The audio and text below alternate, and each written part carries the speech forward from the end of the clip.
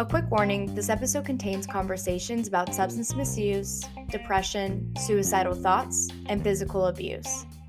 Listener discretion is advised.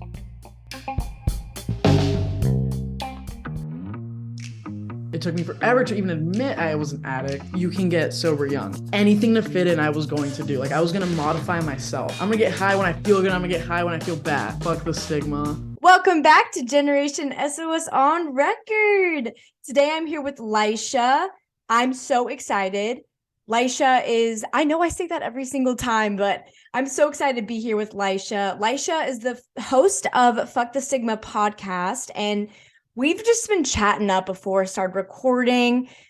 I'm so excited. Laisha told me before we start recording that she is sober. So we're going to get into that today, about her background, and then a little bit about Fuck the Stigma, the nonprofit, as well as the podcast. So let's get into it. We're excited, guys. Yes. So can you tell us a little bit about yourself, where you live, how old you are? So I'm Laisha. I just turned 20 a few days ago, so I'm embarking on the beginning of the 20s. I was honestly shitting my pants about it because it's like no more like 18, 19, it's like 20. I grew up in North Carolina, Winston-Salem, North Carolina. Recently, like, noticed that I want to be an example that, like, you can get sober young. But for me, I started facing consequences, a lot of consequences, like really fast and young and quick, and they were bad. So that made, like, there was just too many issues, and like it kind of circumstances allowed me to get sober at the age that I did. I'll kind of like say, growing up, like I never really felt that good, like crazy about myself. I really did not know myself. I was just discontent. I didn't like being Dominican. I didn't know my sexuality, and I just didn't feel good about myself. Like, at home, we're not talking, having conversation, feeling depressed and not even knowing that was depression. Like, I would change the way I talk today, like my voice and the inflection in my voice is so different from growing up, even like from in like 2 years ago. It's so different. Like, I would change my voice like higher pitched, or like if I was hanging out with a certain group of people, I would, like, use different slang language. Like, anything to fit in, I was going to do. Like, I was going to modify myself. So like high school comes about, like I go into this high school and I'm like, dude, like I'm going to school, coming home and crying myself to sleep. The answer to a lot of my problems before using was avoidance and leaving. And I honestly think that's something I get from my mom as well, like avoiding conversation, the hard conversation. And having uncomfortable, hard conversations is something I thoroughly enjoy doing today. So yeah, and then like my sophomore year of high school is like, when I was like introduced to weed, like, oh, smoke, like you hear people talking about it. Shortly after that, I get introduced to alcohol. And I'm like, this is awesome. I have my car, I have my license now, like I'm 16. We're skipping school, like that kind of starts like dying down. Like around my sophomore year, like we're gonna cut a few classes. My dad, so I grew up, like my dad was sometimes physically abusive. I remember one day, like he was asking for my car keys because of like if I use my car, like I'm getting in DUIs or not going to school. He woke me up by asking for my car keys. I was like, dude, no. And I told him to get in my room. I hid my car keys. He came back and like body slammed me on the floor. And I was like, dude, what, like fighting, you know what I mean? Like it wasn't pretty. And then like growing up, sometimes there was like, like some physical abuse. And my mom would know about it and not ever acknowledge it. So that was another thing for my mom. Nothing she would acknowledge. But with my dad, like things, did get physically pretty gnarly. And then that's when like I was like, dude, like this is insane. And I would go get high after that because I want to forget that. Fuck, like I'm gonna get high when I feel good. I'm gonna get high when I feel bad. It was crazy because around the time I found Xanax, that was when like the worst days I was at, like mentally. I got to like, I perceived myself as having a great time, and like, this is it. Like I made it. I found the solution. And then from there, like I just was hitting my plug up every other day. Like, can I get some more? Can I get some more? And and I'm introducing other people to it. And like Xanax and alcohol, it's blackout city. Yeah. And it's really dangerous. It's street Xanax. Like that didn't occur to me at the time, but like who knows what was in that pill? I had that blind faith when like now today I have this information where it's like I can't just take a pill because I know of way too many people that have overdosed from like even cocaine, like that's an upper, and then like it's being laced with fentanyl, and it's just like, And it can be my first time. I don't have to be in an yes, active addiction. exactly. You could just be at like a party, like first time doing coke, and then you're overdosing. It's insane. And like at this point, I don't even like it's so hard for me to sometimes describe what my addiction looked like because I don't remember a lot of it. My mom came to pick me up for a doctor's appointment. She's and they're like the teachers are like, she's not here. You know what I mean? Like Right. I was in Charlotte. Like I don't even know how I made it to Charlotte. Like I was teleporting places. Like the I hope chaos. you were driving. No, and look, all right, let me get into that. Like Okay. But on a serious note, though. yeah, on a serious note, like we were really like drinking and on Xanax under the influence while driving.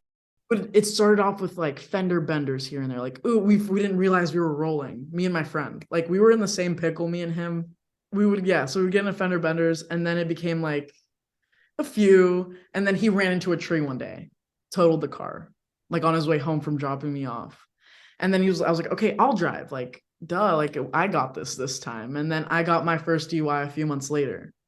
You know what I mean? Like it. Oh shit. Yeah. So other people are getting affected. Wait, let me so around that time I started getting really bad with Xanax. Like my brother got into a horrible car accident. My brother struggled a lot with mental health as well. And like that had an effect on me that I didn't really acknowledge. Um like the police would come to our house saying that like they got a call that somebody here was gonna like commit suicide or something. Like one of my brother's friends would like call the cops on him. And then I would have to visit my brother like in like this mental institution or see my brother in the hospital. Like that had an effect on me. And I remember leaving the hospital and going to go get fucked up.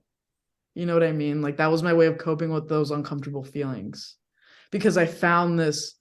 But like keep in mind, like I had an issue before I even did drugs with coping. But when I found these substances, it was like, this makes everything better. Like I don't have to sit in this uncomfortability. Yeah. Yeah, so now around like COVID, right when like school, so after the 2 weeks, they're like actually the whole school year is canceled. It's on Zoom. Then it becomes an everyday thing. Like I ran away from home, out and about, like meeting like sketchy things, really just not good things.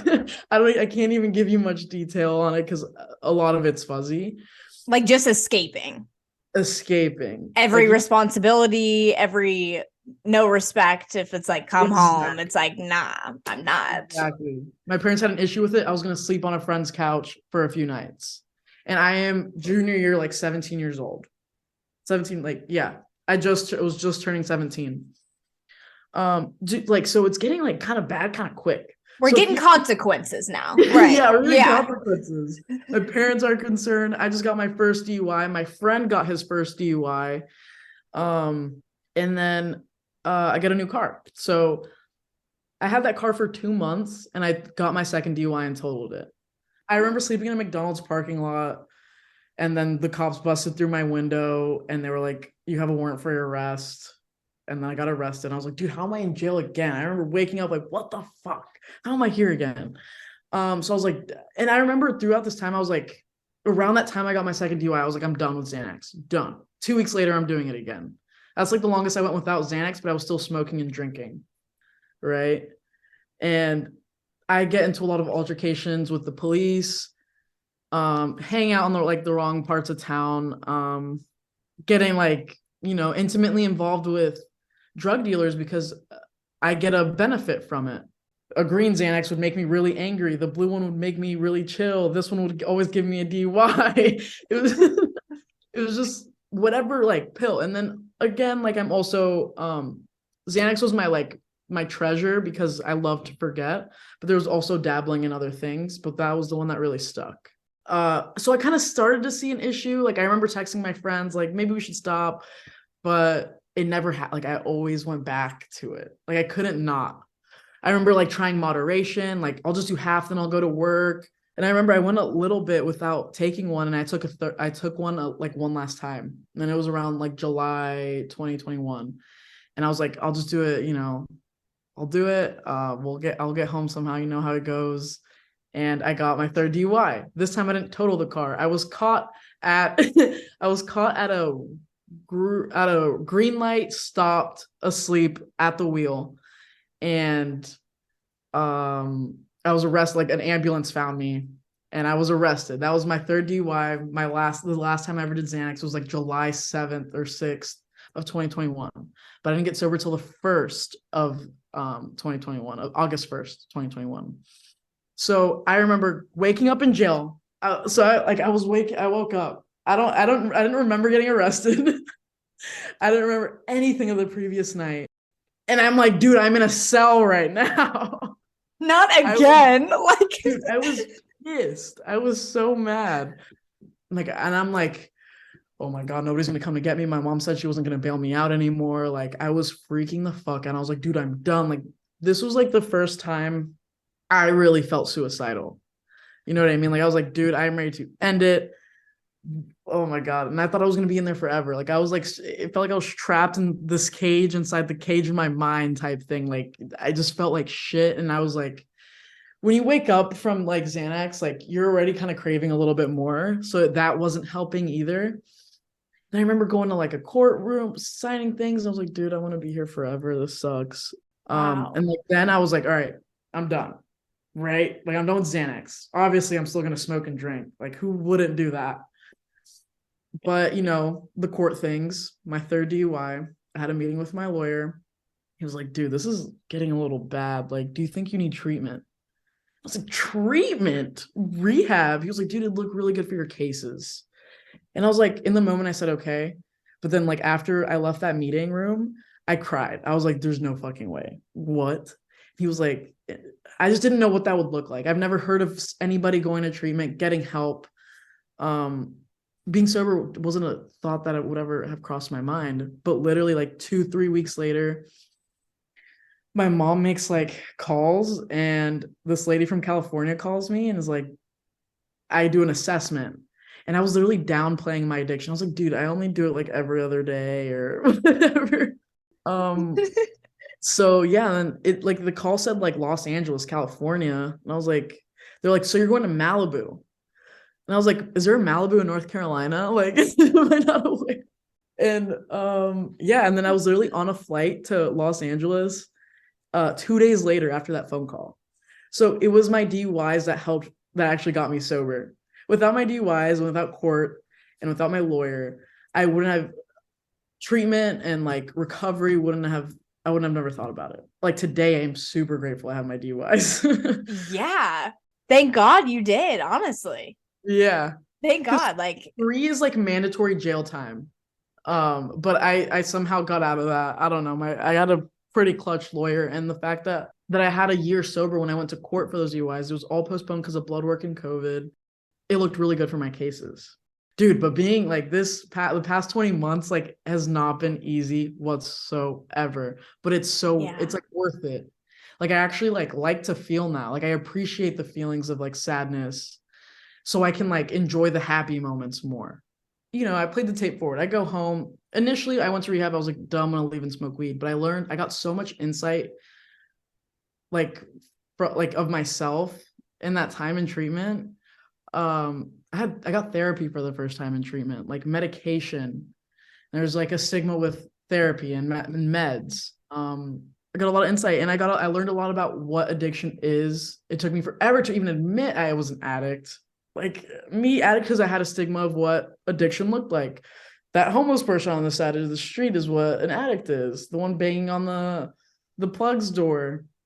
I had this vision, and it wasn't me of what an addict was. So it took me a while to admit that, and that's like literally the first step into getting better. Is like I actually do have a disease, like in my brain. getting therapy, and then crying a bunch, mental breakdowns, trust me, like realizing that like I did a bunch of fucked up shit. I've hurt a lot of people. And forgiving yourself for it, you know? So yeah, I decided to stay. So like that 45 days in treatment kind of got me started. It wasn't the end. Like, like you don't just go to rehab and it's like, oh, you're cured, you're all good, you can go back home. I decided to stay and like move because if I went back home, I was just gonna like get re-involved with the same people and stuff. So I decided to fuck it, start a new life. I've always wanted to be in California. Like, let's just do it. Like, I'm ready here. Yeah, yeah. Oh So my. yeah, I went to sober living. I did that for quite a while, and like it has shaped me into the person I am today. Even though sober living fucking sucks, you're living with a bunch of people. But I've looked at my mistakes. I've looked at like my character defects. Like I am a fucking selfish bitch. I'm judgmental. I am this and that, and like working to do the contrary of those things. I'm actually helping other people today. I've made my amends to like my parents and the people I've harmed. And like looking at that stuff, like it's not easy. And then I've continued therapy throughout these past 20 months. I've quit therapy. I want to change therapists. I've cried. I've like had fits. Yeah, dude. Made mistakes, but I learned from it. The only thing I've done perfectly is just not pick up a drink or a drug.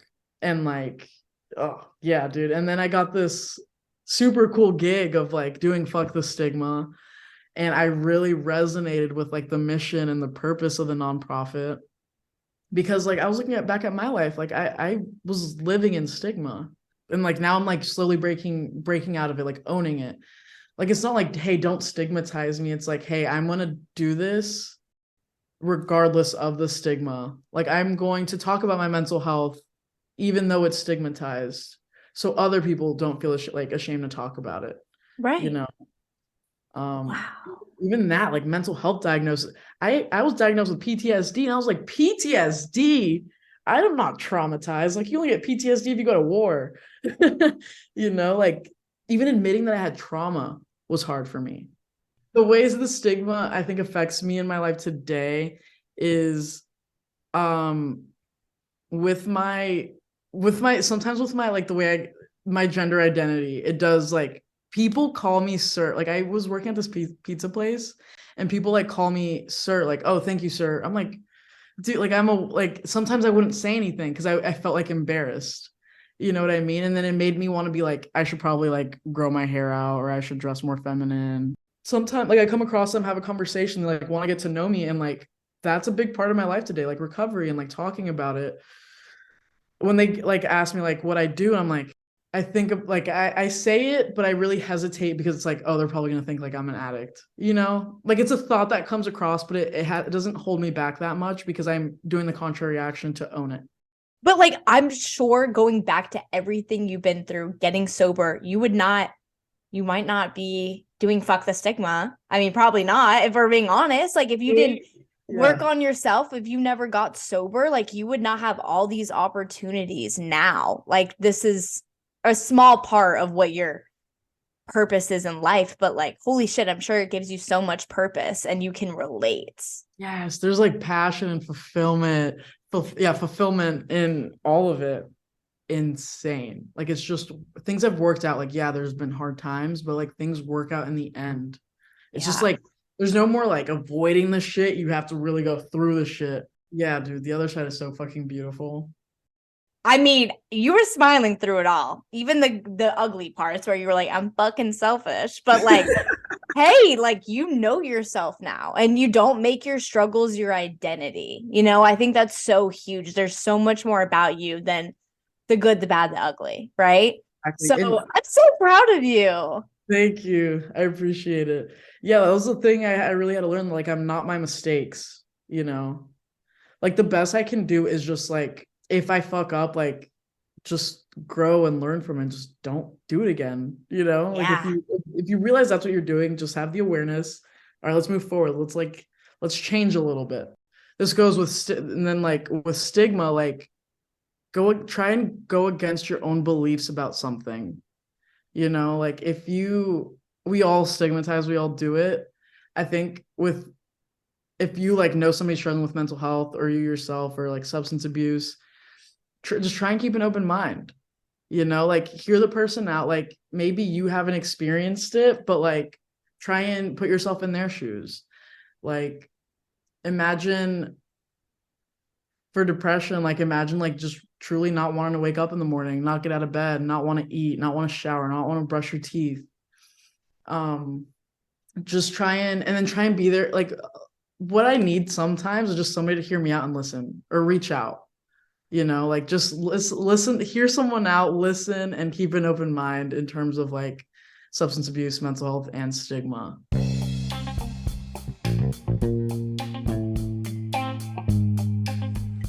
For more conversations like these or to find a support system near you, go to generationsos.org.